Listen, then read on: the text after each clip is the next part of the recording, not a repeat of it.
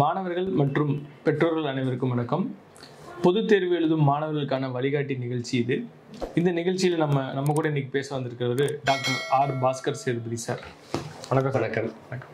இன்னைக்கு நம்ம பார்க்க போகிறது வந்து பார்த்தீங்கன்னா சார், பொதுத் தேர்வு எழுதும் டைமில் என்ன மாதிரியான நல்ல உணவுகள் எடுத்துக்கலாம், உடம்புக்கு எந்த ஒரு வியாதியும் வராத அளவுக்கு. ஏன்னா கரெக்டாக தேர்வுக்கு முன்னாடி தான் இவனுக்கு தலைவலி, காய்ச்சல், டிசென்ட்ரி எல்லாமே வரும்.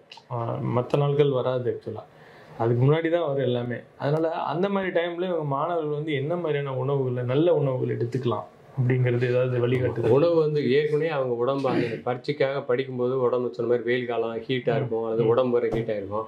அப்போ சரியாக தண்ணி குடிச்சாங்களா குடிக்கல, முக்கியமாக தண்ணி குடிக்கிறது, பச்சை தண்ணி வந்து அது குடிநீர் வந்து குடிக்கிறாங்களா பார்க்குறோம். அதுக்கப்புறம் உணவுன்னு பார்க்கும்போது நீங்கள் சொன்ன உணவுகளை தவிர்க்கணும். இந்த கச்சரா உணவுகள், கழிவு உணவுகள்லாம் இருக்கு இல்லையா, அது என்னென்னு சொல்லுங்க நீங்கள் சொன்னீங்கன்னா அதெல்லாம் வந்து அவங்க தவிர்த்துருவாங்க. அதை வந்து உதாரணத்துக்கு பானிபூரி, பீஸா, எல்லாம் எந்த தண்ணியில சாக்கடை தண்ணி கூட எடுப்பாங்க. அதெல்லாம் கவனமா இருக்கணும். நீங்க புத்திசாலியா இருந்தா அந்த மாணவர்கள் அதை சாப்பிடக்கூடாது. வேற பர்கர், இதெல்லாம் வந்து செமிக்கிறது கஷ்டமா இருக்கக்கூடிய உணவுகள். ஃப்ரைட் ரைஸ் ஐட்டங்கள். ஏன்னா எண்ணெயில போறாங்களா, அதாவது அது எண்ணெய் நல்லெண்ணெய் கடலெண்ணெய் கிடையாது நிச்சயமா, அது க்ரூட் ஆயில கூட இருக்கலாம். என்ன ஆயில போறாங்கன்னு தெரியல, திரும்ப திரும்ப திரும்ப பண்றாங்க. கண்டிப்பா குடல்ல அவங்க அந்த வயசுக்கு அந்த வயிற்றுல அது செமிக்கிறதுக்கான வாய்ப்பு கம்மி. அந்த மாதிரி உணவுகளை தவிர்க்கலாம். அப்புறம் வந்து இந்த சிக்கன் 60 எண்ணி சாப்பிடும்போது வந்து வீட்டுல சமைக்காத உணவு வந்து கொஞ்சம் கஷ்டம்தான், அது ஈஸியா செமிக்காது. அதனால இந்த மாதிரி ஏன்னா முக்கியமா எண்ணெய் பயன்படுத்துறாங்க. அந்த எண்ணெயில என்ன மாதிரி எண்ணெய் எப்படி பயன்படுத்துறாங்க, ரிப்பீட்டடா யூஸ் பண்ற எண்ணெய்கள்லாம் இருக்கு. அதனால கண்டிப்பா கழிவு எண்ணெய்கள் இருக்கிறதுனால கழிவு உணவா மாறும். எண்ணெய் அல்லது மூலப்பொருளே நல்ல மூலப்பொருள் கிடைக்குதான்னு சொல்ல முடியாது. ஸோ அந்த மாதிரி உணவுகளை வந்து எல்லாமே வந்து கவனக்குறைவா இருந்துட்டா சிக்கலை உண்டாக்குது. ரெண்டாவது வந்து வீட்லன்னு எடுத்துக்கிட்டீங்கன்னா அவங்க இதே ஏன் வெளியிலையும் கூட அவங்களுக்கு எளிமையான உணவுகள் கிடைக்குது. இப்போ இட்லியை விட சிறந்த உணவு இருக்கா டைஜஷன்ல? அதுல வந்து அரிசி, உளுந்து, அல்லது வந்து சாம்பாரோ சட்னியோ சேர்த்துக்கிட்டு அதில் தேங்காய் இருக்குது, சாம்பாரில் பருப்பு இருக்குது, போதுமான இது கிடைக்குது. அப்புறம் பொங்கல், வெண்பொங்கல், சக்கரை பொங்கல். இப்போ சக்கரை பொங்கல் எடுத்துகிட்டீங்கன்னா அதில் கொஞ்சமாக சாப்பிட்டா கூட அதில் அவ்வளோ இருக்குது. நாட்டு சக்கரை, பச்சரிசி, அதில் அவ்வளோ இருக்குன்னு சொல்கிறாங்க. சித்த மருந்துன்னே சொல்கிறாங்க. இது மாதிரி வெண்பொங்கல் எடுத்துக்கிட்டிங்கன்னா அதில் அவ்வளோ விஷயம் இருக்குது. அதில் வந்து பருப்பு சேர்க்குறாங்க, பச்சரிசி சேர்க்குறாங்க, அல்லது வந்து அதுக்கு தேவையான சட்னியோ ஏதோ ஒன்று சாம்பாரோ தொட்டு சாப்பிட்றாங்க. இதுவும் நல்ல உணவு தான். கொஞ்சமாக சாப்பிட்டாலும் போதுமான தூக்கம் வரும். அதையும் பார்த்துக்கணும் அதிகமாக சாப்பிட்டா. அப்புறம் தோசையுடைய ஒரு குயிக் ஃபாஸ்ட் உணவு இருக்கு, சூப்பர் ஃபாஸ்ட் உணவு. எளிமையான தோசை, கல் தோசைன்னு சொல்கிறோம். அந்த வீட்டில் சுட்ட தோசையோ அல்லது கடையில் கூட வாங்கி சாப்பிடலாம். பட் என்னென்னா ரொம்ப ரோஸ்ட் ஆயிலாக இல்லாமல் சாதாரண தோசை சாப்பிட்றாங்க. அதில் வந்து சாதமே இருக்குது. அதில் வந்து அவங்க சாப்பாடுன்னு எடுத்துக்கிட்டிங்கன்னா நல்ல குழந்தை சாதங்கள் எடுத்துக்கிட்டிங்கன்னா அதுலேயே எல்லா நம்ம சாப்பிடக்கூடிய சாதங்களே இருக்குது. மோர் சோறு, அப்போ வெயில் காலங்கிறதுனால தயிர் சோறு, மோர் சோறு எல்லாம் சாப்பிட்டுக்கிறாங்க, சாம்பார் சாதம் சாப்பிட்டுக்கிறாங்க, எல்லாமே இருக்குது. அப்போ சாப்பிட்றது எல்லாமே சாதாரண விஷயங்கள் தான்.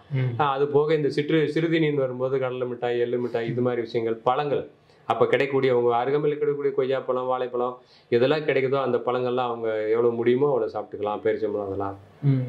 ஸோ நம்ம வீட்டில் அந்த காலத்துலேருந்து பயன்படுத்தின எல்லா உணவுமே நல்ல உணவு தான். அல்லது கேழ்வரகு, கம்பு, இதெல்லாம் சிறுதானியங்களை பயன்படுத்தி என்ன உணவு தயார் பண்ணால் நல்ல உணவு தான். அவங்க அளவாக சாப்பிட்றாங்களா, நல்லா மென்று வாய மூடி மென்று நிதானமாக ரசித்து சாப்பிட்டாங்கன்னா போதுமானது, சாப்பிட்டாங்கன்னா போதும். எவ்வளோ முடியுது அவ்வளோ சாப்பிட்றாங்க. நல்லெண்ணெய் எடுத்துக்கிறாங்களா, இதெல்லாம் பார்க்க வேண்டியிருக்கு. அப்போ அவங்க உணவில் வந்து எது கிடைக்குதோ அவங்க ஏரியாவில் அதில் எது எளிமையான உணவாக இருக்கோ, எது வந்து ஈஸியாக டைஜஸ்ட் ஆகக்கூடிய உணவாக இருக்கோ அதை சாப்பிடலாம். அவங்க சப்போஸ் அவங்க முட்டை சாப்பிட்டே ஆகணும்னு சாப்பிடலாம், நிச்சயமாக நல்லது தான். அதை அவிச்ச முட்டையாக சாப்பிட்டு போயிடலாம் அவங்க. அப்படி சாப்பிடும்போது கண்டிப்பாக அதுக்கு தேவையான அதில் சத்துக்கள் கிடைக்க தான் செய்யும். ரொம்ப பட்னியாவோ மால் நியூட்ரிஷன் அரைகுறையான இது சாப்பிடாம இருக்கும்போது என்ன ஆகுதுன்னா அவங்களுக்கு அது அரைகுறையாக சாப்பிட்டாலும் சாப்பிடாம இருந்தாலும் பிரச்சனை வருது. இதில் வேற தப்பான உணவுகள், இந்த கழிவு கச்சரா உணவுகள் அதிகம் சாப்பிட்டாங்கன்னு வச்சுக்கலாம், வேற இதை உருவாக்கிடும். அப்போ கண்டிப்பாக தேர்வில் வந்து படிக்கிறதுலே பிரச்சனை தான். தேர்வு அன்னைக்கு மட்டும் இல்லை, இப்போ அவ்வளோ சாப்பிட்டுட்டு உட்காந்து எப்படி அப்படி படிக்க, ஒரு கழிவு உணவு நிறைய சாப்பிட்டாருன்னா அவருக்கு நெஞ்சில் ஆசிட் அடிக்குது, தலை கணக்குது, அல்லது வந்து இப்போ புத்தியே வந்து அவ்வளோ ஒழுங்காக வேலை செய்யாது. எப்படி நான் சொன்னதை 4 ஸ்கில்லை வளர்த்துக்க முடியும்? ஞாபகம் வச்சுக்கிறது, புரிஞ்சுக்கிறது, எழுதுறதுலாம் எப்படி வாய்ப்பு வரும்? அதிக நேரம் உட்காந்து எப்படி வாசிக்க முடியும், படிக்க முடியும், எழுத முடியும், எழுதி பார்க்க முடியும்? அதெல்லாம் இருக்குது. அப்போ உணவுல ரொம்ப முக்கியத்துவம் இருக்க தான் செய்யுது. அதனால் நீ புத்திசாலி அல்லது அறிவாளி குழந்தை அப்படின்னா, மாணவன் மாணவினா, நீ இப்போ அந்த என்னென்ன உணவுகள்லாம் இருக்குது சுற்றி, யாரெல்லாம் நம்ம வீட்டை சுற்றி குடும்பத்துலையோ அல்லது இவனுக்கு நீங்கள் வெளியில் வாங்கி தான் சாப்பிட வேண்டிய கட்டாயம்னா சாப்பிடுங்க, வெளியே வேணாம் வழி வாங்கி கூட. அப்படி வாங்கி சாப்பிடும்போது எதெல்லாம் எளிமையான உணவுகள், எதெல்லாம் நல்லா டைஜஸ்ட் ஆகும், இதுலாம் சத்து இருக்குது, எதெல்லாம் உன்னுடைய எலும்புகளுக்கும் கைக்கும் வலு கொடுக்கும், எதெல்லாம் உன் கண்ணை நல்லா பார்த்துக்கும், அந்த உணவுகள்லாம் கொஞ்சம் சேர்த்துக்கோ, 90% சேர்த்துக்கோ. இந்த பரீட்சையெல்லாம் முடிஞ்சு மே மாதம் உனக்கு ரொம்ப ஆசையாக இருந்தால் களி உணவு சாப்பிட்டுக்கோ. இப்போ விட்டுரு, இப்போ தொடவே தொடாத. அப்போ நிச்சயமா நல்லா இருக்கும். அந்த ப்ரிப்பரேஷன் சொல்லும் இல்லையா, தேர்வுக்கு தயாராகிறது. கண்டிப்பா பரீட்சைக்கு முதல் நாளோ அல்லது 2 நாளைக்கு முன்னாடியில இருந்தோ இதை வந்து இந்த உணவுல, இந்த கழிவு உணவுல தொடக்கூடாது. அப்படி தொட்டாச்சுன்னா பரீட்சை பெர்ஃபார்மன்ஸ் குறையும். அப்ப நான் நல்லா தான் படிச்சேன், எனக்கு நல்லா வரலன்னா பெர்ஃபார்ம் பண்ணணும் இல்லை. அங்க வந்து 3 மணி நேரம் நல்லா பெர்ஃபார்ம் பண்ணலைன்னா அந்த பரீட்சை அன்னைக்கு காலையில இருந்து மதியம் வரைக்கும் எப்படி நடந்துக்கிற அப்படிங்கிறதான் அதுல நடக்கிற நடவடிக்கை தான். அதுல சரியான பெர்ஃபார்மன்ஸ் வரல, செயல்பாடு சரியா இல்லை, திறமையை வெளிப்படுத்த முடியல அப்படின்னா அப்புறம் அதுக்கு முக்கிய காரணம் உணவுனா உணவு மாற்றியான ஆகணும். அப்போ புத்திசாலியாக இருந்தால் மாற்றியான ஆகணும். மாற்றிக்கோ, மாற்றிக்கிட்டு நல்லா அதுக்கான உடம்பை நல்ல உணவுகள் சாப்பிட வேண்டியது, கொஞ்சம் கொஞ்சம் எக்ஸசைஸ் பண்ணி கொஞ்சம் கொஞ்சம் நடந்து உடம்பை ஃபிட்டாக வச்சுக்க வேண்டியது, கண்ணை ஃபிட்டாக வச்சுக்க வேண்டியது. அதுக்கப்புறம் இந்த பயிற்சியில் எடுத்துக்க வேண்டியது. அதுக்கப்புறம் தேர்வு நல்லா எழுத வேண்டியதான். அந்த நல்லா எழுதுறது அப்படிங்கிறது உடம்பு நல்லா இருக்குது அப்படின்னா அப்புறம் போதுமான தூக்கம், அதை நீங்கள் மறந்துடக்கூடாது. நான் ரொம்ப ஹார்ட் ஒர்க் பண்ணுறேன் அப்படின்னு சொல்லிட்டு வந்து 16 மணி நேரம் படித்தேன், தொடர்ந்து படித்தேன், தூக்கம் இல்லாமல் இருக்கல. இல்லை, கண்டிப்பாக தூங்கணும்.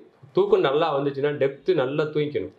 ஒருவேளை நான் நல்லா தூங்கிடுவேன் சார், காலையில் எழுந்திரிச்சு அதாவது ரொம்ப நேரம் படிக்க முடியாமல் போயிடும் அப்படின்னா நீங்கள் அதான் அந்த செல்ஃபோனில் அலாரம் இருக்குது, அல்லது ஏதோ ஒன்று அலாரம் வச்சுக்கோங்க, அல்லது யாரோ அலாரம் வச்சு எழுப்பிக்கலாம், ஒன்று போயிடும். ஆனால் ஒரு நல்ல டெப்த்தாக தூக்கம் வருது அப்படின்னா அந்த 5 மணி நேரம் 6 மணி நேரம் தூக்கம் வந்தால் நல்லா தூங்கிடணும்.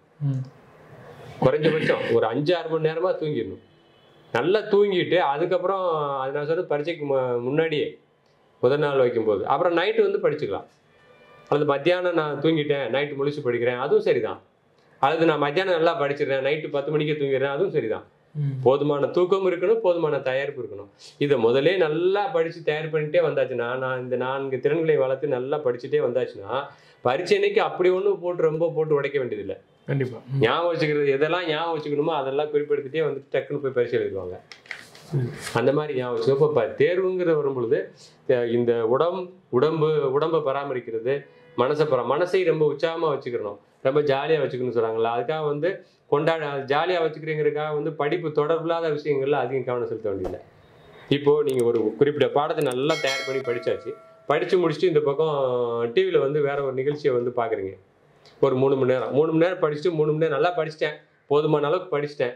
இப்போ நான் 3 மணி நேரம் டிவி பார்க்குறேன்னா இது வந்து இந்த யாராச்சும் ரப்பர் வச்சு அழிச்ச மாதிரி தான், ஓவர் ரைட்டிங் பண்ண மாதிரி தான். நீ படித்தது மேலே அந்த நிகழ்ச்சி எல்லாம், அந்த டிவியில் பார்த்த நிகழ்ச்சிகள் வசனங்கள்லாம் ஓவர் ரைட்டிங் ஆகும். அப்போ மெமரி வந்து குறையத்தான் செய்யும்.